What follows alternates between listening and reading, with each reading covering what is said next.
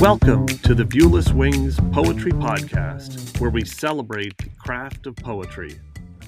Each week, we feature interviews with incredible poets and artists, including Olivia Gatwood and A.E. Stallings, and original poetry read by the authors. I'm your host, James Moorhead, Poet Laureate of Dublin, California, and author of Canvas and Portraits of Red and Gray. David Wogahn is the president and founder of AuthorImprints and author of 5 books.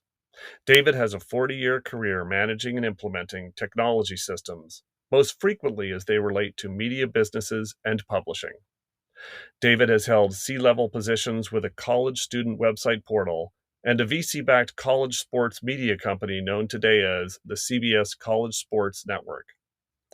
Earlier in his career, David was the VP of Multimedia at the Times-Mirror and managed technology for the 1984 Summer Olympics in Los Angeles. David is very active in the independent book publisher community and has a wealth of knowledge on successfully publishing and marketing books. David, welcome to the Viewless Wings Poetry Podcast. Hi, James. Great to be here with you. It's great to talk to you again. I've got a number of questions that as a first-time author came to me, and I'm sure will come to many of the listeners. So where I would like to start is really go before you created AuthorImprints. Share what you learned from your personal experience of writing and publishing your very first book.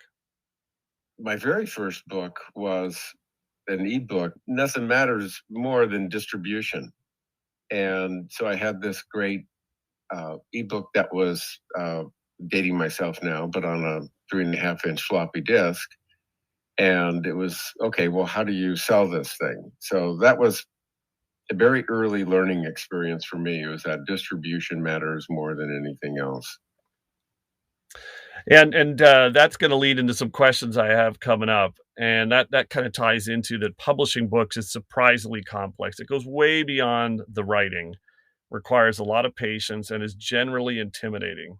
So what triggered your interest in the publishing industry specifically? I'd say that I have been interested in publishing and media since very early days. In fact, when I think about it, I was a newspaper delivery kid back as a teenager, and wrote an op-ed once for a newspaper that got published. First thing I ever wrote, and it got published. I was frankly shocked by, but I always had a just kind of love for publishing, and I think what I do now is really that kind of the ultimate manifestation of that, where you're really managing the whole process, which wasn't possible until maybe 8 or 10 years ago, where people like I could step in and actually help other people do it. And yeah, there's definitely been to do what I did with publishing my first book, a decade ago wouldn't have been possible. It's really remarkable how the industry's changed. So as you've worked with many first-time authors, particularly given what it's possible to do yourself now that wasn't possible before, what are some of the key pitfalls you warn about? The key pitfall is not anticipating or having, I guess, an appreciation for what happens after the book is released. And, every author will tell you that, that from experience. I drilled it into our conversations as well. Yeah. And you can't emphasize that enough. I did a survey in 2013 of about 300 self-publishers, and that was like the number one thing was marketing. Is no one really fully understood that until after the book was done.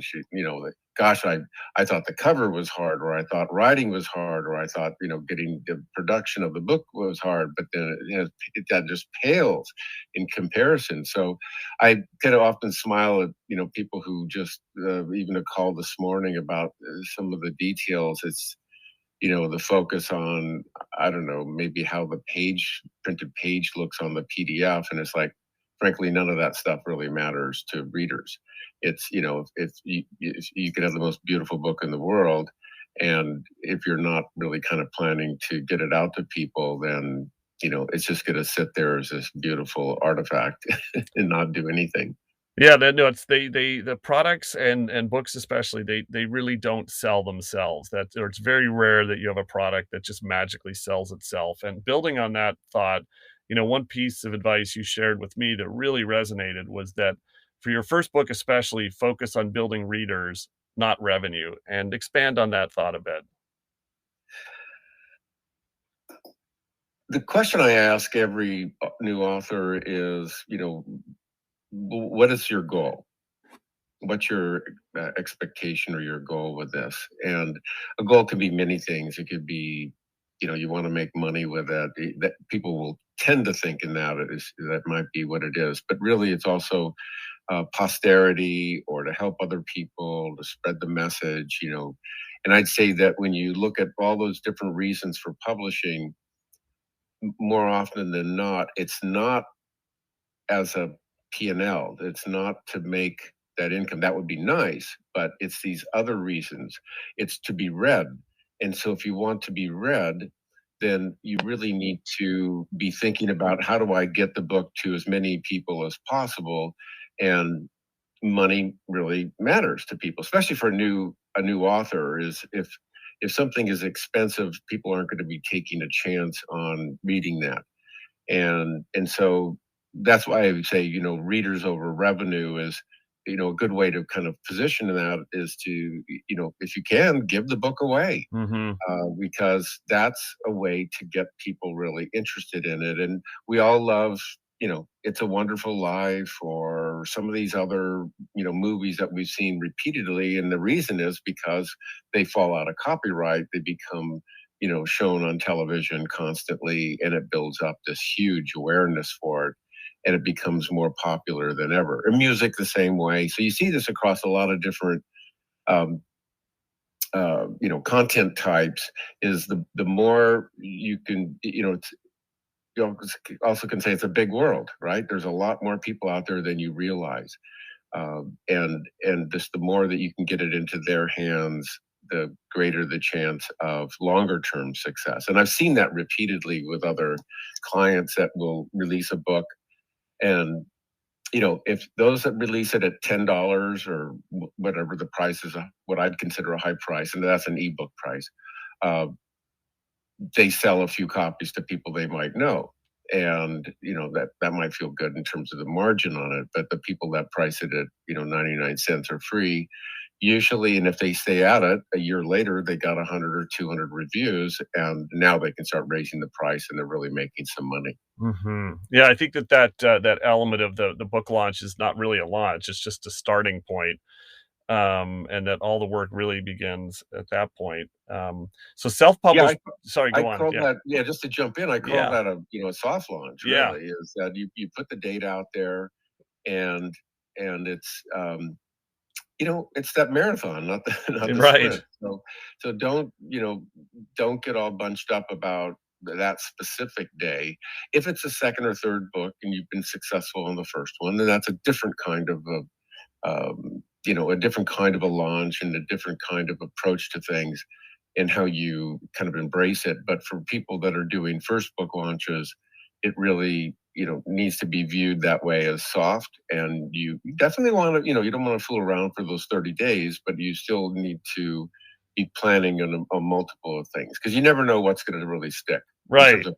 Right. Yeah, I mean, I think that's the thing, you gotta throw it if you knew exactly which dart to throw, it'd be easy and everybody would do it, but you don't. You have to throw a bunch of darts and hopefully one of them will land, is definitely Yeah. the way I look at it. So self-published books can be treated as second-class citizens to traditionally published books. First of all, do you think is that criticism fair? And what advice do you have to ensure a self-published book has the same quality as a traditionally published book? Um, so on the first part, and you might have to remind me about the details you want on that second piece of Sure. that. But on the first part of it, uh, I do think that's changing, in terms of it. That second class. It depends on the genre. Actually, is probably a better way to say that. It Mhm. depends on the category of book that you're competing in. If you're writing something that is, pretty mainstream, I don't know, literary, quality level books, and you're expecting that to compete with some of the other really big ones out there, you'd probably be disappointed. I read a research, but if you're doing some other, more genre fiction and kind of narrow categories that are solving specific problems, I think self-publish is completely acceptable. I saw a research yesterday in one of the newsletters that said that cozy mysteries, which is a really hot category in what's called MTS, mystery, thriller, suspense. Romance being the number one, there's multiple subcategories within romance, and the number two being the MTS, mystery, thriller, suspense, and there's multiple subcategories. One of those that's red hot over the last few years, is called cozy mysteries. And that category, 70% of the top selling 50, I think, top selling books in that category are self published. Hmm. And there was a quote by uh, Carolyn Reedy. I think that's who it is, who was president of one of the big five publishers. I don't know if it was Simon and Schuster, one of the very large ones. And this is 2 years ago or 3 years ago. She had a speech at the Frankfurt um, book fair, which happens this time of year in the fall. And she said that the publishing industry has lost an entire genre, that being romance, to self publishers. Hmm. So, it depends on where you're writing. And in some cases, self publishers are actually much stronger than a traditionally published author. Um, so, I do think that it's gaining that legitimacy depending on those categories, and people still turn their noses up on it. But to your second part, which I hope I'm doing the transition right here to your question, but how do you ensure that your book is at the same standards, right? Will be Yeah. respected um, by the powers that be, so to speak. So I guess a couple things. One is on the construction of it is a what I call a category um, specific cover. So does your cover compete?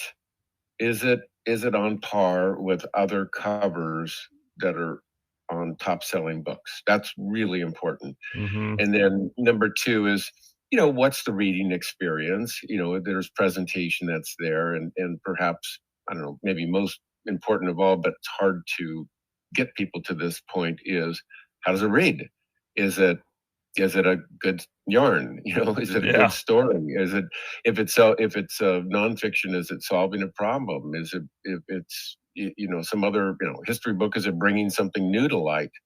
And so all of those things, you know, I think the traditional published books, the big advantage of that, of going that direction, is that you're going to work with an editor who really knows that genre well, that Hmm. really knows that subject matter. Otherwise, they wouldn't have bought your book.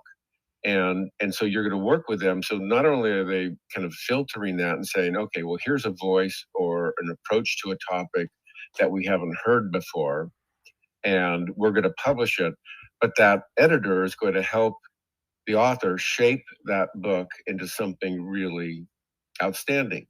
And so we do work with my company, and others will work with people, and you have what's called a developmental editor who will, and that's their job, is to help you shape that content into a more commercially viable product, whether it's the organizational aspects of it, say if it's a nonfiction or a fiction book, the storytelling being really compelling. Is it, does it have that strong narrative drive for that fiction book, and does it, hit the right notes and the right tropes for fiction in that particular genre? So that just comes from really knowing your category. I had a client a few years ago who he was writing in, I think it was paranormal romance, and had never read a paranormal romance book. Hmm. And I just thought that was kind of interesting that he did that. I was like, okay, well, how do you know really what your readers are going to react to? Because if you're where this plays itself out is in the reviews. Yeah. So you're writing that book, you've released it, you're trying to position it competitive to other books in its category, and then those people are reading are going, "Wow, this isn't anywhere close to the quality of the other books that I read." So those people are very discerning, right? And you want that Right, right. because you're going to get either hopefully you're going to get a great review, and if you're not really writing to market correctly, then that review is going to reflect that. And so to me, that quality is, the book positioning from the cover all the way to the writing of it and how it's presented, description of the book or the categories it's in. Those things all make a huge difference.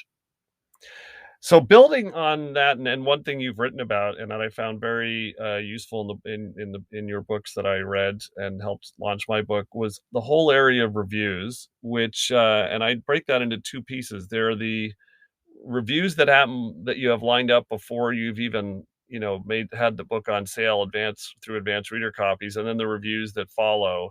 You have a whole book on it, so you can't possibly give all the stuff that you've read about. I've written about. I encourage people to pick up your books on this, but maybe synopsize the key things to think about as you approach planning for reviews. And then again, it's about planning for reviews because I've definitely learned they don't just happen magically. You have to make it happen.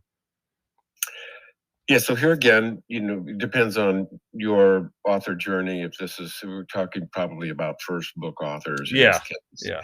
So you divide the reviews into two buckets. One bucket being what you call an editorial review, and that's a review by some sort of subject matter expert uh, that that would have some sort of review or commentary, blurbs about your book. The second bucket are customer reviews. So taking the first bucket first, the editorial reviews, those are things that you can align or set up prior to your book's release. So getting a copy of your book to these other subject matter experts. And so those people can be divided into there's paid expertise, so you can purchase reviews by companies that write those, like Kirkus is one of the biggest names in the business. And then there's other smaller ones too, or maybe $30, $40 or $50 you're paying for it. So you're actually paying for those reviews to come back. The challenge with that is, does your reader really care? Does your prospective Mhm. reader care or know who that organization is that's making that comment? And so that's debatable on that. Another group within that bucket might be other authors or people maybe a nonfiction. It would be a person that works for an organization that has some relevance to your book's subject matter. And then in that case, either that person's name or their organization would be important. And including their blurb on your cover or in the back of the book or online is really kind of helpful for that. So those are the editorial reviews. Those are how you can approach it. I do caution people that you don't want to that's effective only to a point. And I wouldn't overspend my time there uh, to take away from say customer reviews. So the Mhm. customer reviews are in a sense actually a lot harder to get just because and it gets back to my very first point in the interview is just get your book out to people to read, Right, and right. because it's a numbers game. And so for you might have to get your book to 20 people or 50 people to get one review. And that just means, pricing it lower or however way you can get it people to read the book. Because and the customer review is most commonly these days is going to be an Amazon gold star. And that's going to range from 1 to 5 gold stars, right? And so that's your social proof. And having those gold stars is arguably more important than the editorial reviews. So the editorial reviews kind of get you to a certain point, and people will maybe kind of consider your book, that social proof. We've all seen books with 1,500, 5,000 reviews, whatever it is, and you go, wow, okay, well that's good enough for me. I'll, Right. I'll grab a copy of that book because it looks like it's pretty popular. So that's kind of a no-brainer. Those people who are uh, 10 and 20 and 30, it's a struggle. So the more of those that you can get, the better. And the way that you get those is usually by having some sort of a network of people. And it could be people that you know well, a mailing list, perhaps on social media. It's less effective than Hmm. mailing lists, but just pricing it right and getting people to read the book and encouraging them to head over to Amazon and leave a review. So just a couple more things. So as a writer, I think in addition to having people you've never met read and love your book, there are things, other vanity things, or seeing it on a bookstore shelf, cataloged in a library, or even in the Library of Congress. What should a first-time author realistically expect when they think about those things? I'd say that um, in terms of where the book would appear in public. Yeah, where it would appear in public. Again, that's why I call them. They're kind of like a vanity indication. You can walk into a bookstore and see your book physically there, and there is this when you're going down the self-publishing route, there are some practical realities there, and I just want to get your perspective on that for Yeah. first-time authors. Yeah, Yeah, so I'd say that the realistic place is just really the online bookstores. It's just, I tell a story about, I worked on a nonfiction book um, with a big investment and highly professional, of course. And we went to Book Soup in LA, which is a very old established bookstore on Sunset. And they sold more of that author's books than any other author up to that point. I mean, it's just like a couple hundred books or some crazy number. hmm And as we're leaving the store, actually, I took photographs of the store personnel removing the book from the window. So it's just that they just don't stick around. And yeah, I remember this Russian proverb I always think about: "No wonder lasts more than 3 days," and it's even less at a bookstore level. So I think the expectation on the vanity side is just don't expect it to get into a bookstore, yeah, because the bookstore has to make that decision. They will order it if their people are buying it, and you've really got to get behind it from a PR perspective. And most, especially self publishers, don't have the money to do that. Now, other things that are kind of interesting is that if you have a nonfiction book in particular, and it is a subject matter that it's professionally done. You're really kind of addressing an issue, and you get it coded correctly through Library of Congress and with what's called a PCIP data block. And this is in my book, Register Your Book, yeah, to do this. And the book can be acquired by what you're doing when you do that is your book is getting entered into databases so that libraries can find it and place an order. And what's kind of fun is every once in a while I'll go on to the WorldCat database is what it's called. The WorldCat database has a list of all the books, and it shows the libraries that collect those books because they get coded into the system. And I can find a book my wife wrote on physical fitness. I find my book listed, and I see, oh, it's available in these 5 or 6 libraries that are there. I didn't make any of that happen. It just, I don't know, it just maybe some other marketing or people get aware of it somehow. But it was interesting to see that it did show up. And yeah, I was pretty proud of the fact that it was being yeah. collected by a half a dozen libraries. So finally, I'd like you to share a bit about Author Imprints, just to make it clear to everybody. I didn't pay to have David on this podcast, and he didn't pay me. I invited him because I used his services for creating my book, Canvas Poems, and his consulting services, and I was really impressed. And I've read his book, so I invited him because I thought what he had to say is going to be helpful to lots of other people. So maybe just spend a minute or two talking about author imprints and the types of things you do for authors, first time or not first time. Sure, thanks. The premise of the business is that, as we talked about earlier, years ago they had vanity presses, and they're still around, and this is Author House or Outskirts Press or even companies like Lulu.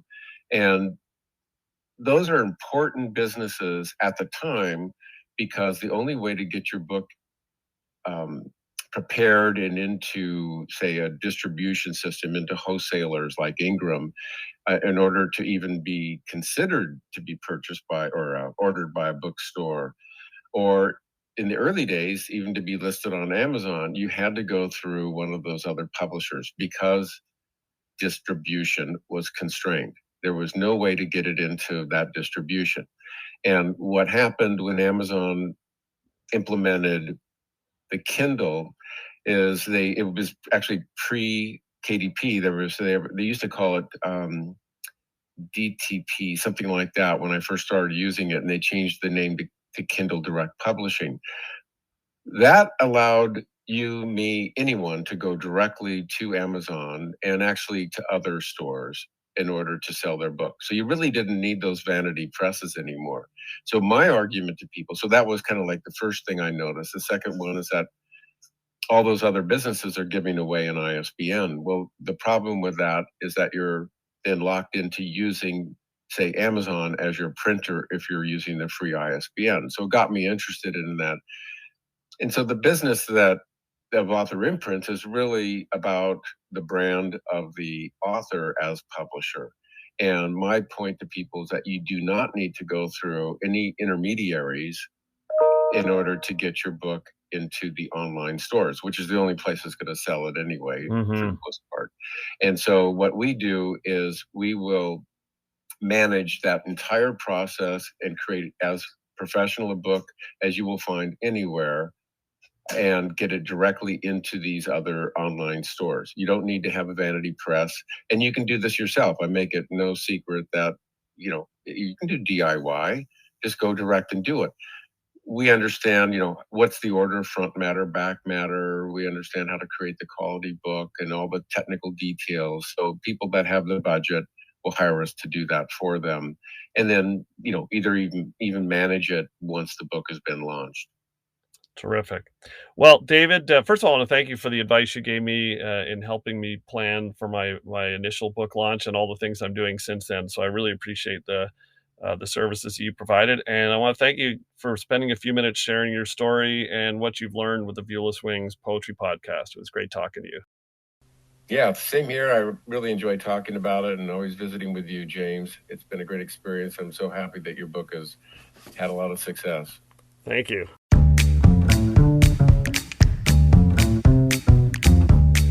The Viewless Wings Poetry Podcast is written and produced by James Moorhead. You can follow me on Twitter at Dublin Ranch, subscribe to the Viewless Wings Poetry Podcast, and follow us on viewlesswings.com or on Instagram at viewlesswings.